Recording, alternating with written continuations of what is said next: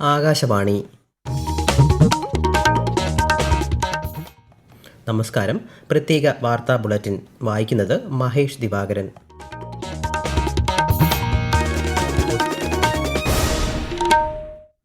പ്രധാന വാർത്തകൾ.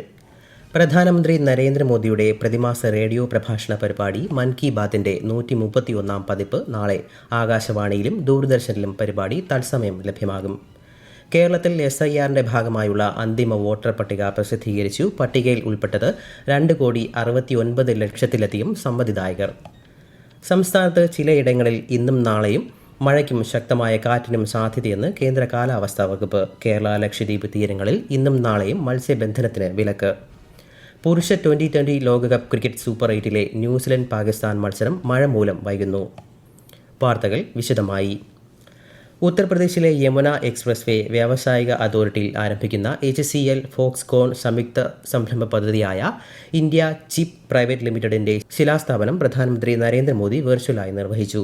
സാങ്കേതിക മേഖലയിൽ സ്വയം പര്യാപ്തത കൈവരിക്കാനുള്ള സുപ്രധാന ചുവടുവയ്പ്പാണ് ഈ പദ്ധതിയെന്ന് പ്രധാനമന്ത്രി പറഞ്ഞു. ആഗോളതലത്തിൽ ഇന്ത്യയുടെ സാന്നിധ്യം വർദ്ധിപ്പിക്കുന്നതിന് ഇത് ഏറെ ഗുണകരമാകുമെന്നും അദ്ദേഹം അറിയിച്ചു. उत्तर प्रदेश भारत के सेमीकंडक्टर इकोसिस्टम का बड़ा सेंटर बनने जा रहा है. HCL और फॉक्सकॉन की ये नई फैक्ट्री टेक्नोलॉजी पावर हाउस के रूप में यूपी की नई पहचान को और सशक्त करेगी. इस सेमीकंडक्टर फैक्ट्री की वजह से देश के युवाओं को बड़ी संख्या में रोजगार मिलेगा. കേരളത്തിൽ തീവ്ര വോട്ടർ പട്ടിക പരിഷ്കരണത്തിന്റെ ഭാഗമായി അന്തിമ വോട്ടർ പട്ടിക പ്രസിദ്ധീകരിച്ചു. ഇതോടെ സംസ്ഥാനത്ത് തീവ്ര വോട്ടർ പട്ടിക പരിഷ്കരണ നടപടികൾ പൂർത്തിയായി.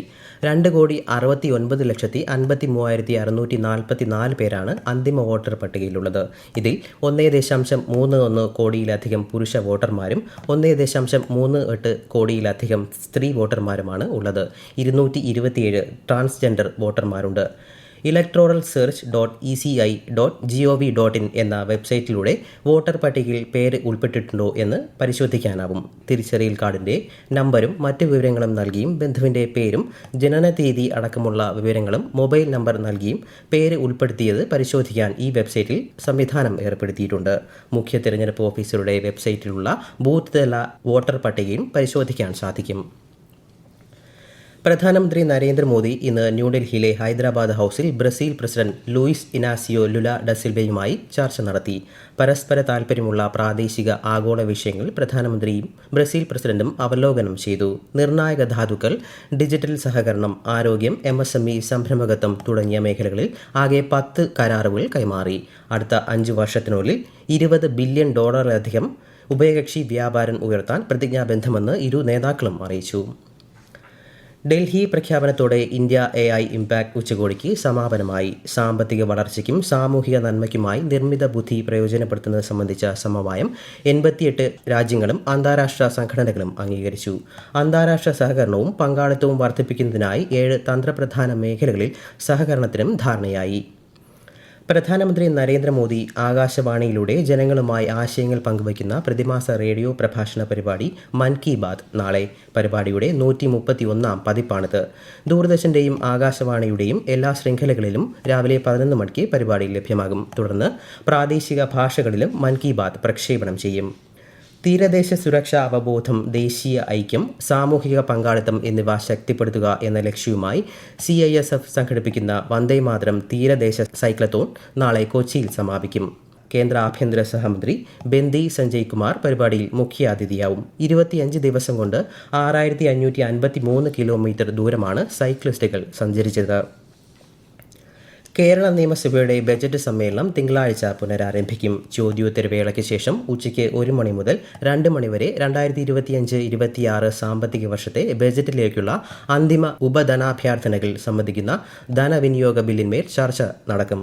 ഫെബ്രുവരി 27 വരെ ചേരുന്ന സഭ പിന്നീട് മാർച്ച് 4 വീണ്ടും സമ്മേളിക്കും. ഈ വാർത്തകൾ ആകാശവാണിയിൽ നിന്ന്.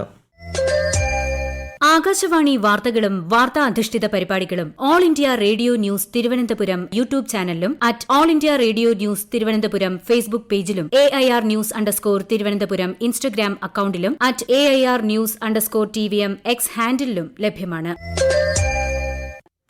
കേന്ദ്ര യുവജന കായിക മന്ത്രാലയത്തിന് കീഴിലുള്ള മൈ ഭാരത് സംഘടിപ്പിക്കുന്ന വികസിത് ഭാരത് യൂത്ത് പാർലമെന്റ് ജില്ലാതല മത്സരങ്ങൾ മറ്റന്നാൾ ആരംഭിക്കും. 18 വയസ്സ് മുതൽ 25 വരെ പ്രായമുള്ള യുവതീ യുവാക്കൾക്ക് മത്സരത്തിൽ പങ്കെടുക്കാം.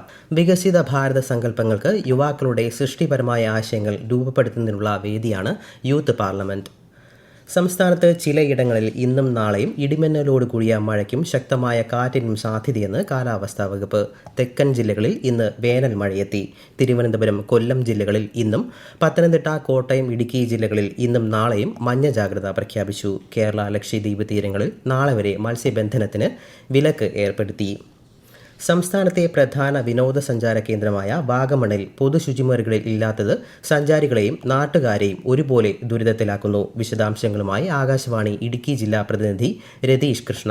പ്രകൃതി ഭംഗി ആസ്വദിക്കാൻ ദിനംപ്രതി ആയിരക്കണക്കിന് സഞ്ചാരികൾ എത്തുന്ന വാഗമൺ ടൗണിലാണ് പ്രാഥമിക ആവശ്യങ്ങൾക്കായി ഒരു പൊതു ശുചിമുറി പോലും ഇല്ലാത്ത അവസ്ഥയുള്ളത്. ടൗണിൽ 1 കോടി രൂപ ചെലവഴിച്ച് നിർമ്മിച്ച അത്യാധുനികമായ ടേക്ക് എ ബ്രേക്ക് കേന്ദ്രത്തിന്റെ നിർമ്മാണം പൂർത്തിയായിട്ടും ഇതുവരെ തുറന്നു നൽകിയിട്ടില്ല.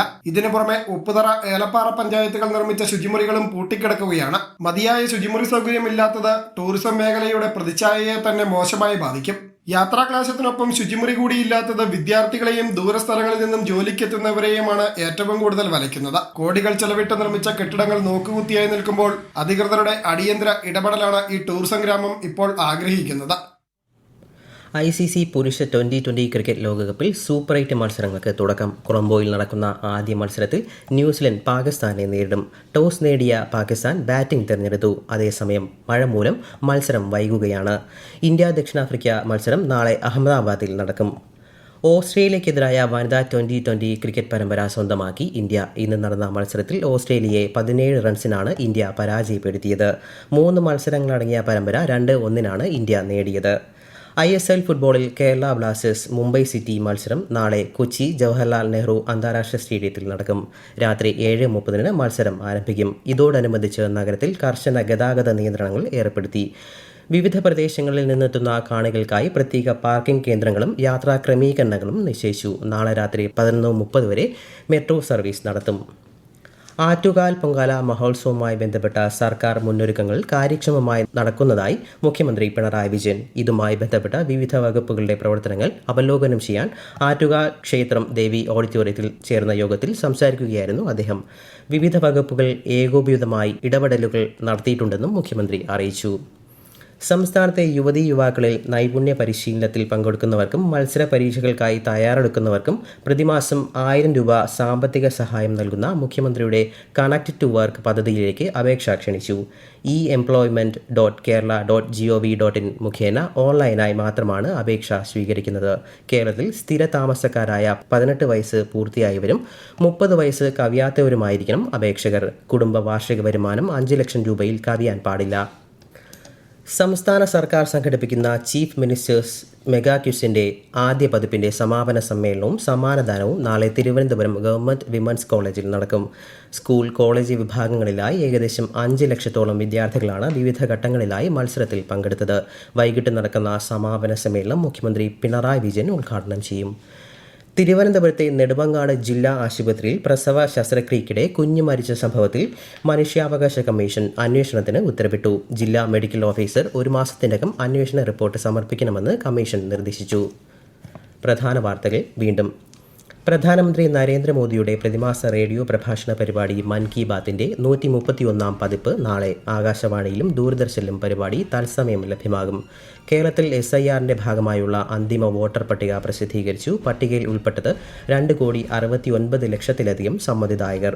സംസ്ഥാനത്ത് ചിലയിടങ്ങളിൽ ഇന്നും നാളെയും മഴയ്ക്കും ശക്തമായ കാറ്റിനും സാധ്യതയെന്ന് കേന്ദ്ര കാലാവസ്ഥാ വകുപ്പ്. കേരള, ലക്ഷദ്വീപ് തീരങ്ങളിൽ ഇന്നും നാളെയും മത്സ്യബന്ധനത്തിന് വിലക്ക്. പുരുഷ T20 ലോകകപ്പ് ക്രിക്കറ്റ് സൂപ്പർ 8-ലെ ന്യൂസിലൻഡ് പാകിസ്ഥാൻ മത്സരം മഴ മൂലം വൈകുന്നു. പ്രത്യേക വാർത്താ ബുള്ളറ്റിൻ കഴിഞ്ഞു. അടുത്ത വാർത്താ പ്രക്ഷേപണം നാളെ രാവിലെ 6:45.